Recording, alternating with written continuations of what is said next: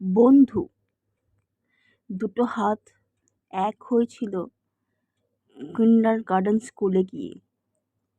তারপরে হাই স্কুলে গিয়েও দেখলাম সেই বন্ধু আমার পাশে রয়েছে। একটু নিঃশ্বাস ফেললাম যে ভরসার হাত রয়েছে এখানেও। কাউকে তো বিশ্বাস করতে পারবো, অন্ধবিশ্বাস করার পরে তারপরে কলেজে উঠলাম। কলেজে গিয়ে প্রচুর মানুষের সাথে পরিচয় হলো, আমাদের একটা গ্রুপ হলো। আমরা এখন মাঝে মাঝেই কলেজ বাঙ্ক করে সিনেমা দেখি, পার্টি করি, সেলফি তুলি।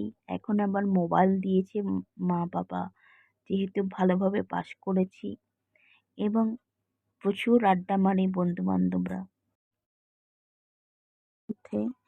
যারা রিলেশনশিপে রয়েছে তাদের নিয়ে আমরা আবার মাঝে মাঝে গসিপও করি যে ওরা যে প্রেম করছে, ওরা কবে বিয়ে করবে, ওদের বিয়ে খাবো, ওদের কটা বাচ্চা হবে, এই সব কথা।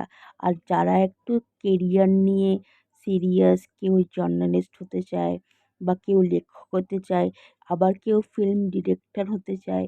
তো এই, আর যখন সাকসেস পায় না তখন বন্ধুকে একটু জড়িয়ে রিল্যাক্স হয়। আবার বন্ধুর থেকে পরামর্শ নেয় কীভাবে করলে পরে সাকসেস পেতে পারি। আর তখন যখন সাকসেস পায় না তখন বন্ধু বলে যে এখনও তো স্ট্রাগল করবি, স্ট্রাগল আমরা তো পাশে রয়েছি, স্ট্রাগল করে যা, আমি সবসময় তোর সাথে রয়েছি।